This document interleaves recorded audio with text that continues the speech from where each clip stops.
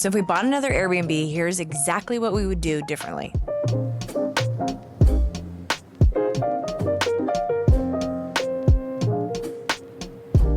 What would be your first thing? My first thing, if we were to do this again, I would make sure that the butcher block that we put down wouldn't have to be changed out in 5 years. Oh, okay. We made some financial decisions because we were on a budget and we were in a hurry. So we decided to do butcher block countertops. And these weren't just any butcher block countertops. These were butcher block countertops from IKEA. Now that we have had such a busy season, like thank God, our busiest season yet, I see how much wear and tear these butcher block countertops are hit with. Yeah, because there's water that goes around the sink and all that stuff. So I think the main overarching theme is like, don't skimp on the things that are vital to the house. I could say maybe like cheap toilets, cheap sinks, cheap countertops, cheap tile. But we didn't know going in. We didn't know what to expect. Yeah. This is our first time renovating a home. So that would be probably my number one. One of the first things that I would focus on before launching is optimizing and tackling reoccurring issues first. This is something that we have not completed until like recently this year. So it's finally running smoothly. By optimizations, I'm talking about like automating the sprinkler system, getting a sprinkler system so we didn't have to go out and water the plants and make sure everything was going to die. We had that stupid reed fence 4 years that I was avoiding redoing the fence for years. And we touched it multiple times. They always say, don't touch it twice. Just do it once, do it right. Do it once and do it right. That's what your dad always says. Yeah. And proper planning prevents poor performance. So we had poor performance. So if you're new here, our home has a lot of wind in the area. And one thing that we did not do is we didn't do fencing on both sides of the home. We did fencing on one side. And That's then all we could afford. And then we decided to throw up just like, we call it a reed fence, but like this fence covering that the wind just absolutely destroyed year after year, month after month. And every time we went, I would have to re-zip tie it. And I would always be worried, oh my gosh, the fence is probably falling over. Originally, we had the door that goes into our storage room. We had it just on a key. On a key. And we had our cleaner get the key out of the hiding spot and unlock that door. But what we did, I think it was a year ago or something, we put it on like a keypad. So we didn't have not a year ago. If you've been watching Michael's timelines, are so crazy. It was probably 6 months ago we put the keypad in, finally. Yeah. And we've been running in November, 4 years. That was like an issue so many times, right? We lost the key got locked in the room. And then the other issue was that if she forgot to lock that door, the guests could go into the storage room. And so this smart lock that we got auto locks after like a minute or 3 minutes or whatever it is. So little things like that, like optimizing and fixing the things that are going to cause you headaches, I think is my biggest thing that I would do if we got another Airbnb. Yeah, but I feel like too, you don't know it until you're in it. So like we didn't know we needed that until a few, No, but what I'm saying is if we got another Airbnb, I wouldn't put that off for so long. Oh no, we would have done it right away.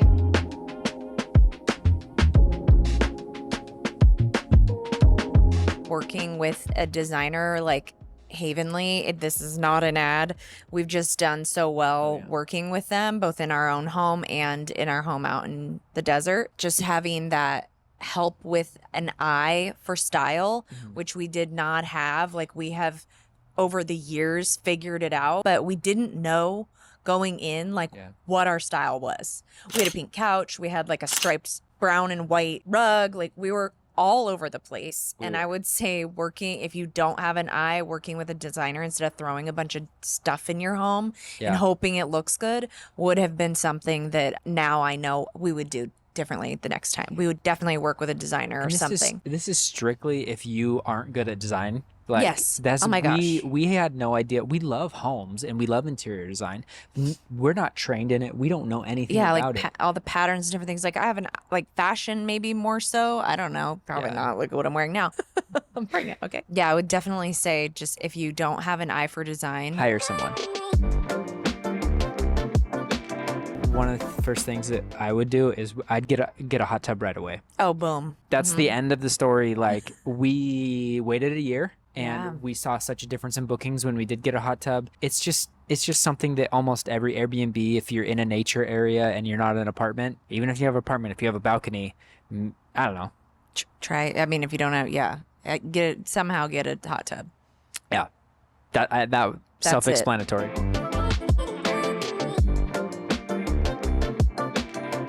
Buying a house, I would look for a home with more of like a standout feature or like a more interesting landscape, view, design, like just overall home design. I have that too as Because- mine. It was like I would buy either a Spanish style house or a cabin kind of feel so that it had like a look to it instead of just, even though I love our mid-century modern house, it's just a box and there isn't much excitement to it. We had to put the soul into the house.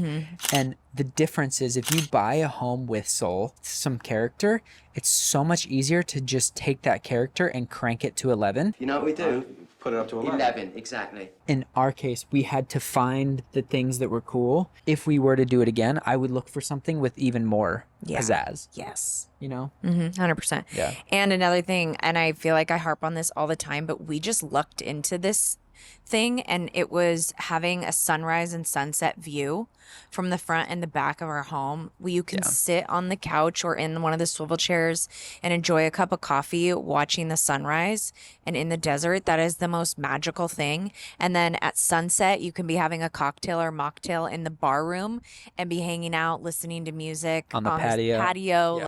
It's just such a standout feature of our home, and so many people talk about it in our guest book and in our reviews, just like watching the sunset from the moon garden, things like that. Would look for in a new home, and I think got blessed with that because we had no idea when we bought it that that was actually what would happen.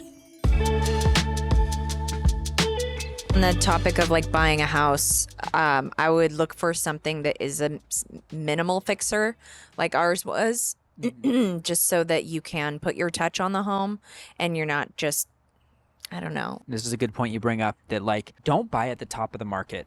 Buy a home that you can afford and put some love into, that it will appreciate in value, one.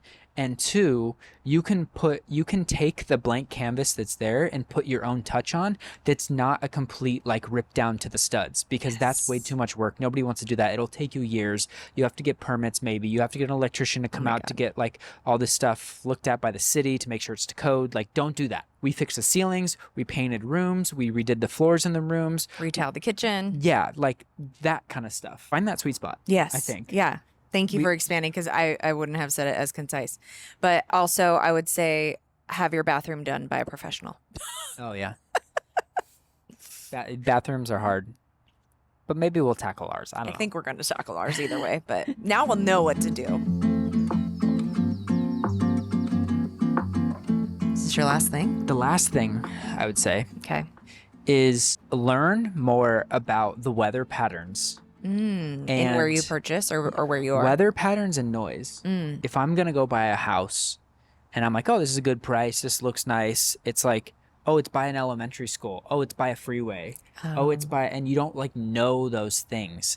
And so like look at a map where it is. Like our home, for instance, I do love, it does feel secluded and everything, but like when the wind's blowing the right way, you can hear the highway. Yeah.